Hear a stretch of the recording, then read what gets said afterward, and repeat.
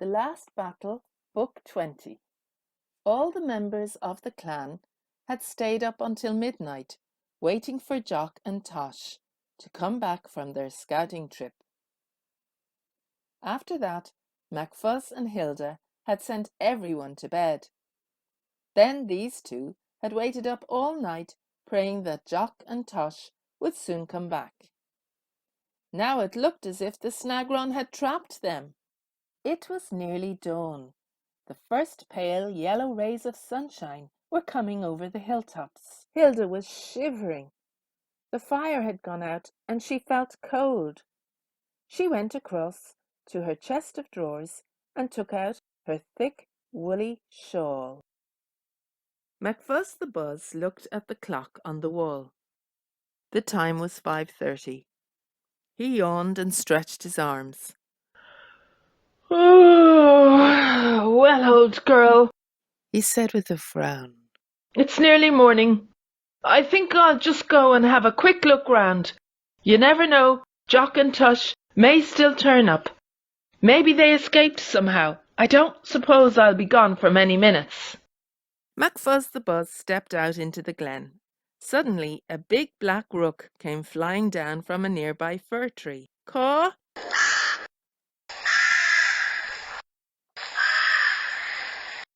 it squawked.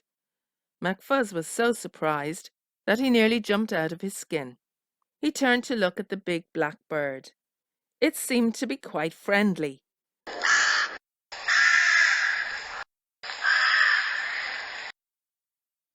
Was it trying to tell him something?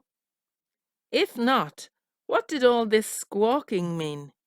MacFuzz shook his head sadly and went across to the wall.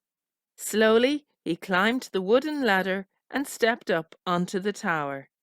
He stood quietly at the top and looked all round. MacFuzz had eyes like a hawk.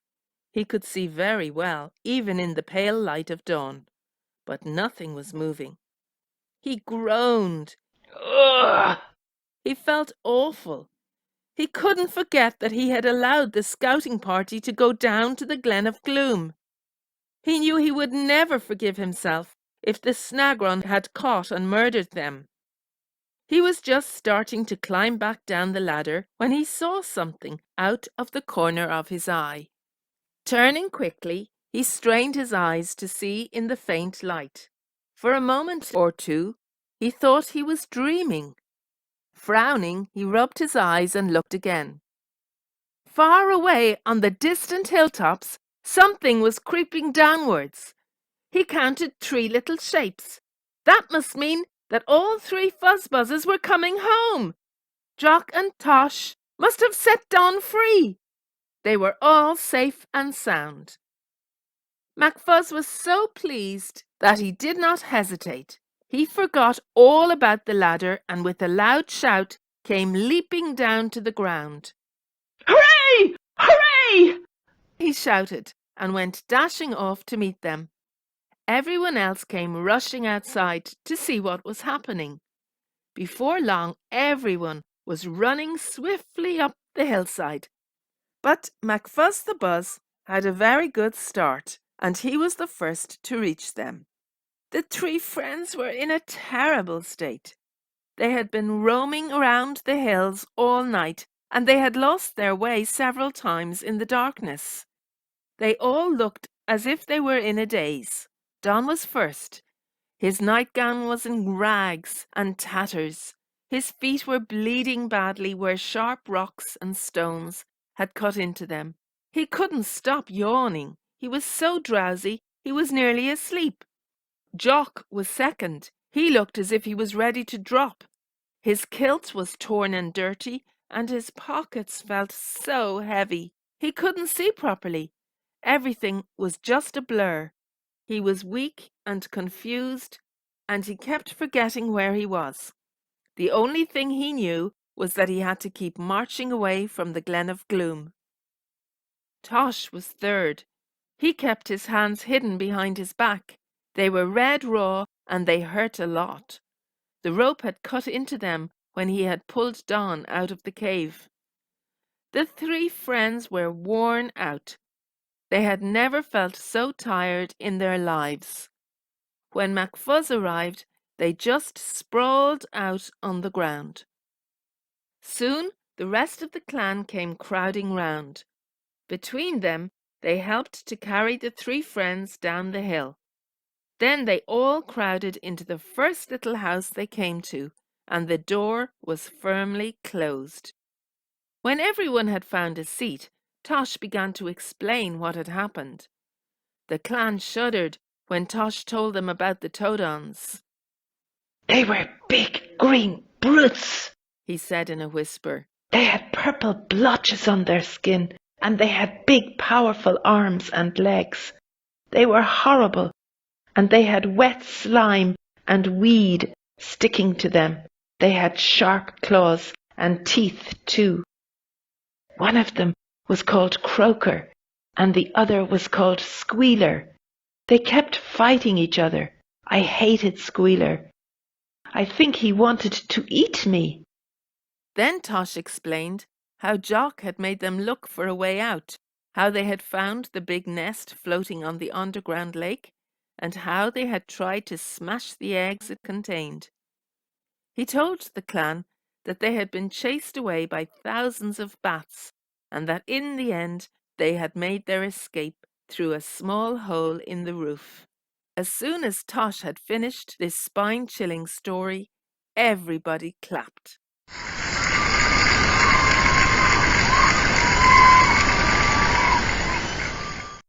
We're very proud of you all, said MacFuzz with a big smile. I'm sure we all agree that you were very clever and very brave to get away from that bloodthirsty Snagron and those two nasty slaves. But you are all very tired and dirty, so I think that you need a good clean-up and some sleep as soon as possible. He rose to his feet and spoke quickly to the rest of the clan. Come on, you lot, he said. Firstly, I want 3 bathtubs filled with steaming hot water.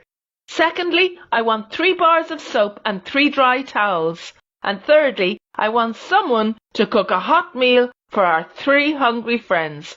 And I want you to make sure that their plates are piled up with good things to eat. I want those plates to weigh so much that they are too heavy to pick up.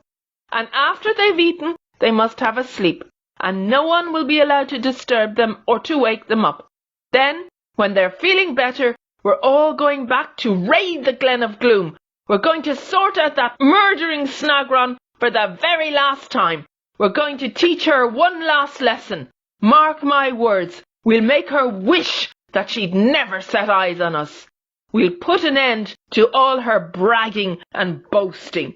In a very short time, Don, Tosh and Jock had soaked away all the dirt and grime. They had eaten a trayful of food and were tucked up in bed, sound asleep. Right, said MacFuzz to the rest of the clan. I want everyone to keep still for 5 minutes. I've got something very important to say. I've thought of a foolproof plan to get rid of the Snagron. If my plan works, we should be able to drive her away forever. With a bit of good fortune, we may even be able to kill her. Now gather round closely, because I want you to hear every word I have to say. At the same time as the chief of the clan was saying these words, Croaker and Squealer were standing outside the mouth of the cave. They had come back as soon as it had stopped raining, but they did not know that their prisoners had got away. They were waiting for the Snagron to come along. They were looking forward to tormenting the 3 prisoners. They hoped that sooner or later the Snagron would allow them to play with at least one of the prisoners. They hoped that they wouldn't have to wait for too long. After several minutes, the Snagron came crawling towards them. Good morning, servants, she said. Are my prisoners safe? Yes, your Majesty, said Croaker eagerly. We have done our job well. When can we have one of the prisoners to play with? When I am ready, snapped the Snagron. Now move aside. I wish to speak to them. Croaker and Squealer moved quickly sideways, nearly falling over each other in their hurry to make way for the Snagron. When the Snagron reached the tangle of curling branches, she stopped. Her tongue flicked out and her neck arched. Good morning, my three little jailbirds. She hissed. I hope you're feeling fine. There was no answer. Speaking more loudly, she tried again. Excuse me, but I said good morning. Didn't you hear me? It's very rude not to say anything when someone asks you a polite question. The cave was still silent. The Snagron was getting angry. Are you playing games with me? She snarled. Are you trying to make me think that you've gone? Do you think it's a funny joke? You can't fool me. I'm far too clever to be fooled by little boys like you. Come out here, you little cowards, and be quick about it. I know you're in there. There's no other way out.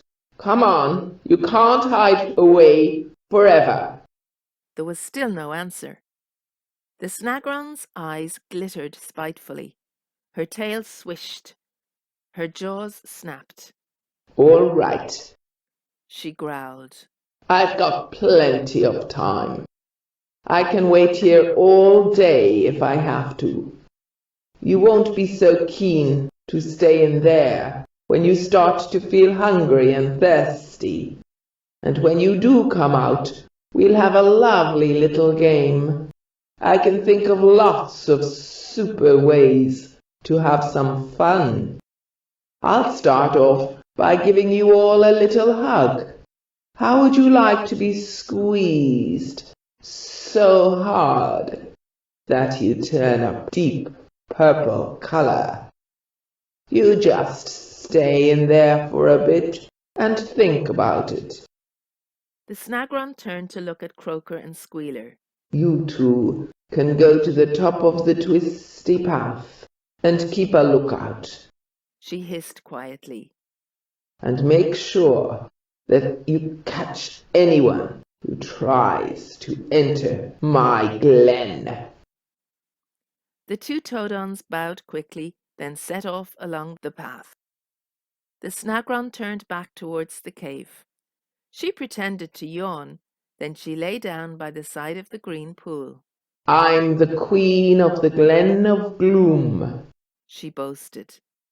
Everything in this glen is mine. I make all the rules and all the laws. You can't fight against me. I'm far too powerful. She shut her eyes and pretended to go to sleep. Meanwhile, back in the Glen MacFuzz, the chief of the clan had just finished explaining his plan. Do you all know what to do? He asked. Everyone nodded. MacFuzz was pleased. Very well.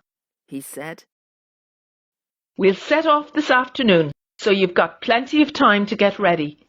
But there must be no shirking, and everyone must work extra hard. Come on then, let's get on with it. The clan rushed off. They knew they had a lot to do. By the beginning of the afternoon, everything was ready. Don, Tosh and Jock were out of bed and wide awake, and MacFuzz had explained everything to them. Now they were all standing in the middle of the glen. They were looking at an old wooden cart, which was loaded up with all sorts of things. At the back there was a heap of dry hay. Next to the hay there were two small brown barrels. Leaning against the barrels were some tree branches with bundles of dry straw fixed to them. The ends of the straw had been dipped in black tar. The branches looked a bit like witches' broomsticks, but they were far too small. Next to the barrels were some sacks and some ropes. There were some tools in the cart too. There was a farmer's pitchfork and some saws, axes and hammers. As well as all the stuff in the cart, each member of the clan was carrying something. Don had sawn down a hawthorn branch and made it into a club. It was short and stout, and he had left the needle-sharp thorns sticking out from it like spikes. Don was still very frightened of the Snagron, so he had a lucky charm hanging round his neck to keep him from harm. This was a rabbit paw on a silver chain. Ben was carrying his big blunderbuss. It was loaded with steel pellets. He had made himself an Indian tomahawk as well. This was hanging from his belt. Jock was carrying a powerful catapult, which someone had given him for his birthday. His pocket was bursting with smooth, round pebbles, which he hoped to use against the Snagron. Angus had a big steel ball on the end of a chain. It looked very heavy. Tosh was carrying a big black poker, which he had picked up from his fireside.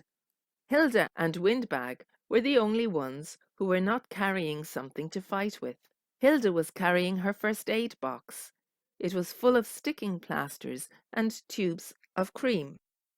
She had even drawn and painted a red cross on one of her old skirts. Hilda wanted to be sure she was ready, just in case someone was hurt. Windbag had his bagpipes. He would play tunes while they were marching. This would make everyone feel much braver. Last of all, there was fuzzbuzz. He looked splendid. He had put on a long scarlet cloak. Underneath this cloak was a shirt of chain mail. There was a gleaming silver crown on his head and a single cow horn hanging from his belt. In his hand he held his trusty dagger. The blade of the dagger sparkled and flashed in the bright sunshine. Macfuzz inspected the clan. He was pleased to see that everyone was well armed. He climbed up onto a rock and spoke as loudly as he could, so that everyone could hear him. You all know why we are here, he said. We are going into battle, and we are going to give the Snagron the surprise of her life. But the main thing to remember is that you must do exactly as I say. When I sound my horn, you must stand still and wait for my orders. If you do as I ask, no one will be harmed. But for goodness sake, do not rush about in a panic, otherwise you will get yourself badly hurt or even killed. Now, does everyone understand that? That's all I've got to say. It's time we were on our way. Good luck, everybody, and don't forget what I've just said. And as Windbag played a tune on his bagpipes, the clan marched off, pulling the creaking cart behind them.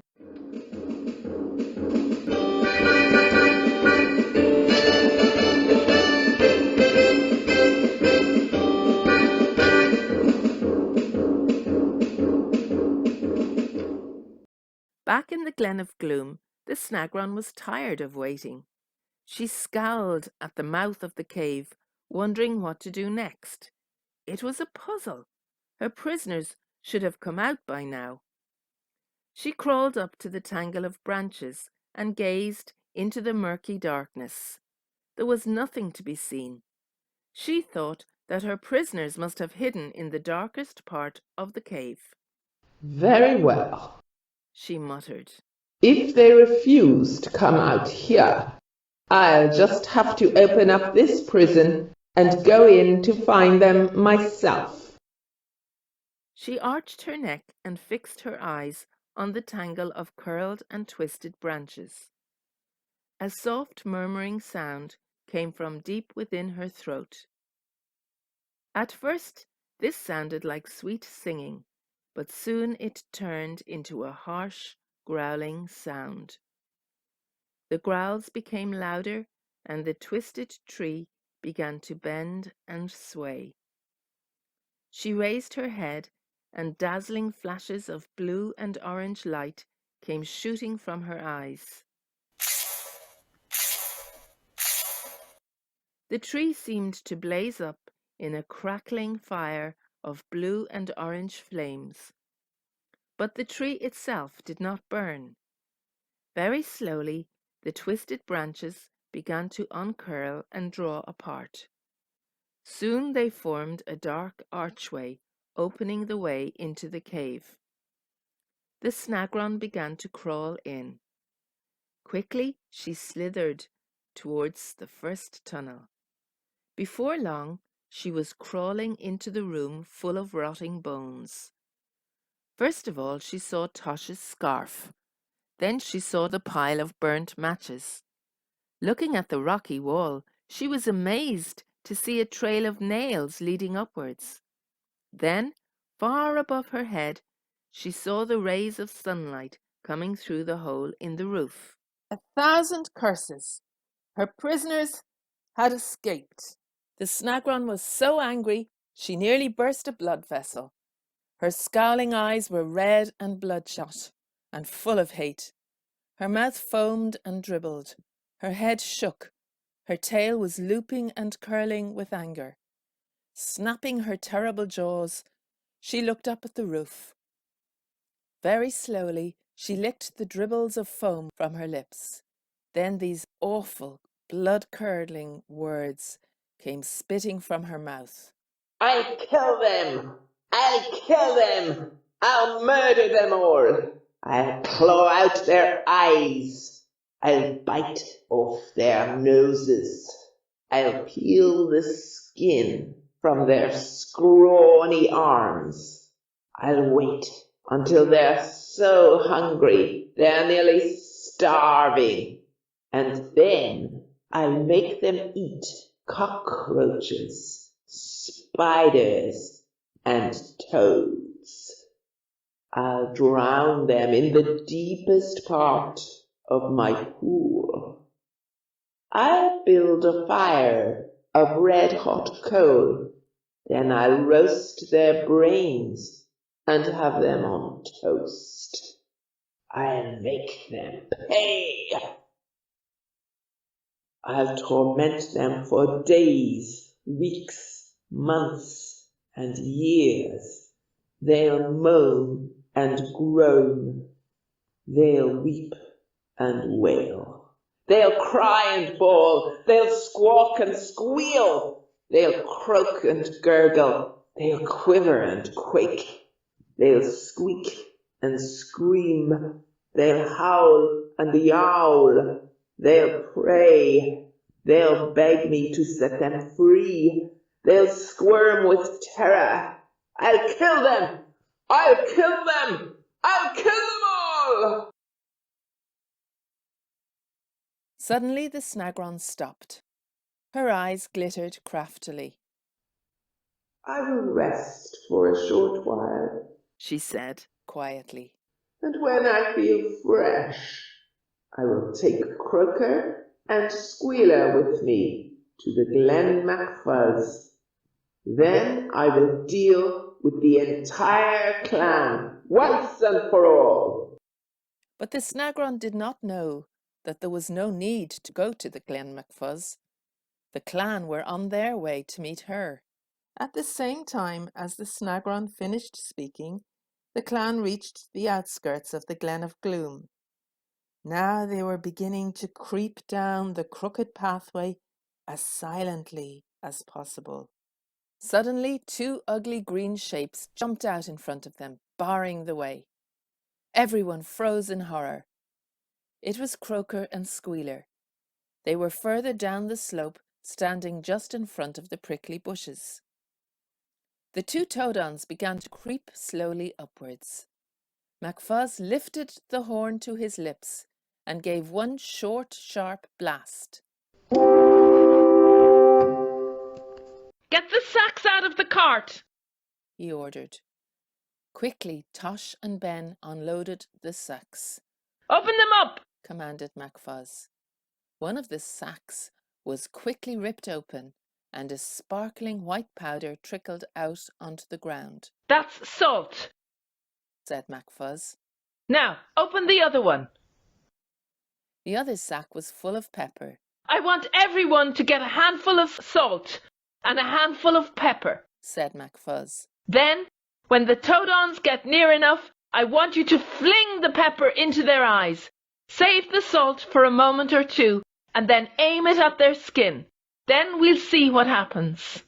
The clan quickly filled their hands with the 2 powders, then waited for the Toadons to come closer. As he crept slowly upwards, Croaker began to mutter at MacFuzz. I'm going to rip you apart, bit by bit.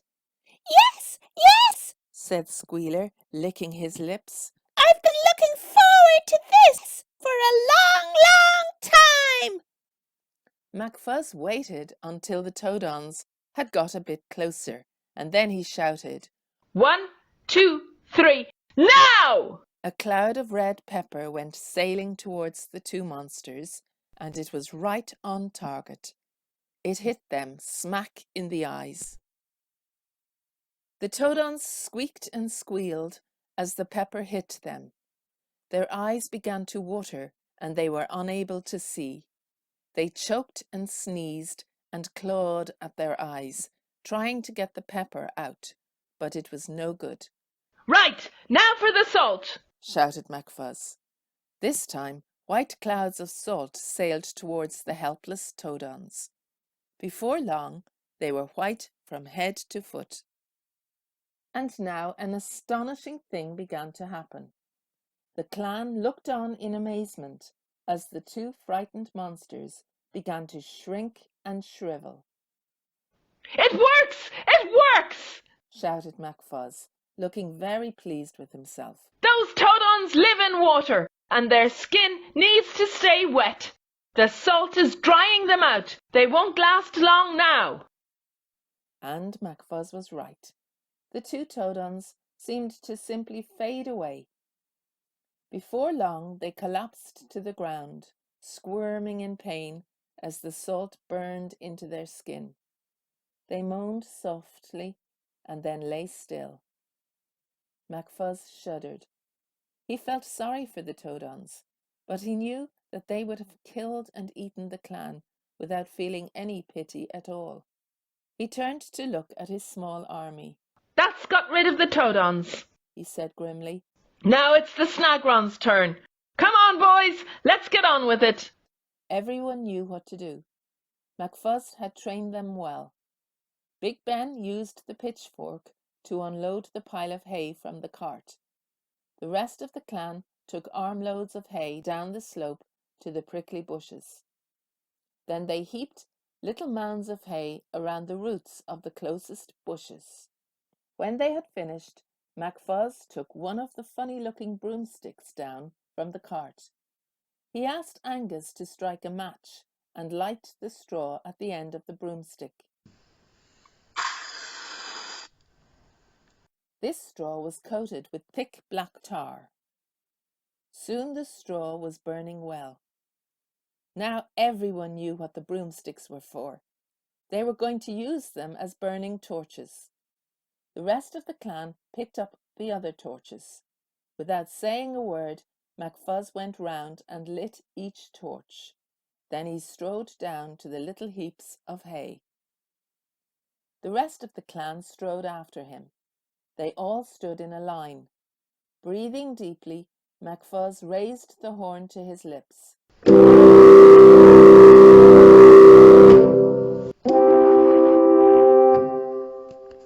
A powerful blast, as loud as thunder, went booming across the glen.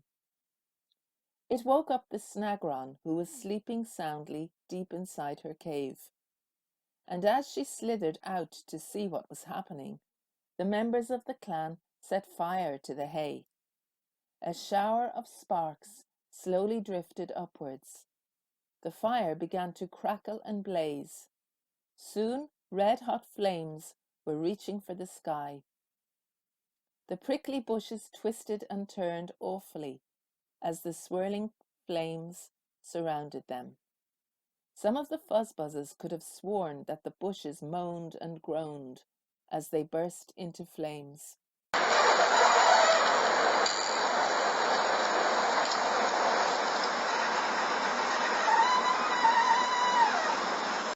The roasting heat was so bad that the clan had to stand well back. As the bushes burned, they gave off thick black clouds of smoke and horrible-smelling fumes, which made everyone feel sick. But the fire did not last long. In a very short time, not one single bush was left standing. All that was left was a little heap of ash and some bits of charred wood. Now nothing could stop them from entering the Glen of Gloom. Dragging the creaking cart behind them, the clan set off down the last part of the path. Looking out from the mouth of the cave, the Snagron was astounded. This was the last thing she had expected. She had been so sure that the clan were afraid of her, but now it was her turn to be afraid. MacFuzz had found the one thing that filled her with terror and dismay: fire. The Snagron was afraid of fire. She had seen the leaping flames as they swirled around the prickly bushes, and her eyes had opened wide with terror. Now, as the clan came swooping down the pathway, she could see their axes and daggers sparkle and flash in the sunlight. These things did not bother her, but the fuzzbuzzes were still carrying their burning torches. The Snagron was very, very frightened. She quivered and quaked at the thought of being burned alive. She knew she had made a mistake, but it was much too late to do anything about it. She watched and waited as MacFuzz and his little army ran towards her. Soon they had formed a ring around the mouth of the cave. No one said a word. They held their torches in front of them and began to move in. The Snagron screamed and snorted. The fire! The fire! It's too bright! Go away! It dazzles me! It's too hot! It's burning me! Go away! Go away! But the fuzzbuzzes kept moving in. They would not allow her to escape. MacFuzz the Buzz stepped forward. He stretched out his arm, aiming his torch right at her eyes.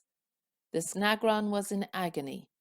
Ah! He screeched. It burns! It burns! It hurts me! Go away! Please! Please! Go away! But MacFuzz stood firm. We will not go away, He said. We are staying right here. Get back into the darkness, you filthy beast. The Snagron's head began to droop. Her eyes lost their wicked glitter. Get back into your cave, Ordered MacFuzz. Go on, move yourself. The clan moved towards the Snagron and drove her backwards. She crawled into a dark corner. She knew that it was hopeless. Her head drooped lower and lower. She was all alone. There were no Toadons to help her. It was useless to try to fight against the burning torches. All her plans had failed. She was beaten. Just then Black Angus did a very brave but very foolish thing. On the spur of the moment, he bounded across to the Snagron. Shouting, "Here goes!" he twisted the ball and chain round and round his head. Luckily, the Snagron's snapping jaws just missed him. Crash! The solid steel ball came pounding down on her skull. The Snagron saw stars. Then she collapsed in a sprawling heap. MacFuzz lost his temper. You silly clown! He yelled at Angus. You could have got yourself killed, you big turnip head. Sorry, sir, said Angus, bowing his head in shame. Then MacFuzz grinned. It was a good shot all the same, He said. and I'm pleased to see that you're unhurt, though you had a very close shave. Now, come on, let's get working before she comes round. Big Ben ran across to the cart and lifted down the 2 wooden barrels. Carrying a barrel under each arm, he rushed back to the cave. He put 1 barrel down on the ground, next to the body of the Snagron. Then he pulled the cork out of the top of the 2nd barrel. He tipped the barrel up and started to sprinkle some black powder all around the cave. It was gunpowder. By now Ben was laying a trail of gunpowder from the 1st barrel out into the glen. When he reached the banks of the green pool, he stopped. Right! Shouted MacFuzz. Everybody find a place to hide. The clan scattered. MacFuzz waited until everyone was well hidden. Then he dropped his torch onto the trail of gunpowder. There was a fizzing sound. Then a bright yellow flame crackled along the ground. MacFuzz ran at top speed and ducked behind one of the jagged rocks. The clan waited. Nobody breathed. Everything was still. Then crack! A powerful blast shook the ground. Very slowly, the towering cliffs and mountains began to splinter and crumble. Jagged black cracks zigzagged down the rocky walls. The clan heard the dull rumble of falling rock. Then whoosh! A red-hot ball of fire spouted out of the cave's mouth. Even crouching down as low as they could behind the jagged rocks, the fuzzbuzzes could feel the scorching heat. A sizzling sheet of flame went leaping up to the sky. Boom! The fuzzbuzzes felt the ground quiver and quake. Then hundreds of small stones came showering down on them. Very slowly, they raised their heads and peeped out. It was incredible. The cave had simply vanished. It had exploded into 1,000 fragments, and all that was left was a heap of rubble. The entire place was in a shambles. A thick black cloud floated upwards, and everything was coated by dry, powdery dust. MacFuzz stood up. He moved across to the mound of broken stone. He heard a faint gurgling sound, and when he looked down, he saw a trickle of red liquid oozing out from underneath the jumble of rock. He bent down to take a closer look. It was blood. Very slowly, the blood soaked into the ground. Soon it would have drained away forever, leaving just a brownish-coloured stain behind. The Snagron had been killed. She must have been crushed under the falling rocks. MacFuzz raised his dagger and waved to the rest of the clan. I claim this victory for the clan MacFuzz! He shouted. We have beaten the Snagron, and this is her grave! The rest of the clan came crowding round. Hooray! They shouted. The Snagron has gone forever! MacFuzz inspected them all. Everyone was alive and well. Luckily, no one had been harmed when the gunpowder had exploded. We should all count our blessings, he said. We've been very lucky indeed. Now I hope that the flowers and the birds will come back to live in the Glen of Gloom and drive all the wickedness away. He looked up at the sky. Night was drawing in. Well, he said, it's all over now. I suppose we should set off for home. Beaming with happiness, the fuzzbuzzes set off on the long road home. There would be a fantastic party in the Glen MacFuzz tonight. They would have a big banquet with lots of food and drink. They were sure that the Snagron would never bother them again. But they had all forgotten something. Nobody remembered the Snagron's nest of wood and clay floating around on the underground lake. Nobody remembered the 2 white eggs waiting to give birth to 2 more Snagrons. Had they been smashed when the cliffs came tumbling down? Or were they still there, safe and sound inside their nest. One day, perhaps, the clan would find out. Read these questions and then write your answers neatly. Do not forget where to put capital letters and full stops. Question 1. Which two members of the clan had stayed up all night? Question 2. Why did Tosh keep his hands behind his back? Question 3. Why did the Snagron think that her prisoners would have to come out of the cave in the end? Question 4. Draw the old wooden cart loaded up with things. Question 5. Why did Don want to take a lucky charm with him? Question 6. Draw MacFuzz dressed ready for battle. Question 7. How could the Snagron tell that her prisoners had escaped? Question 8. How did the clan get rid of the Toadons? Question 9. What were the broomsticks for? Question 10. What was in the wooden barrels? Question 11. How could MacFuzz tell that the Snagron had been killed? Question 12. Write a short story about what could happen next.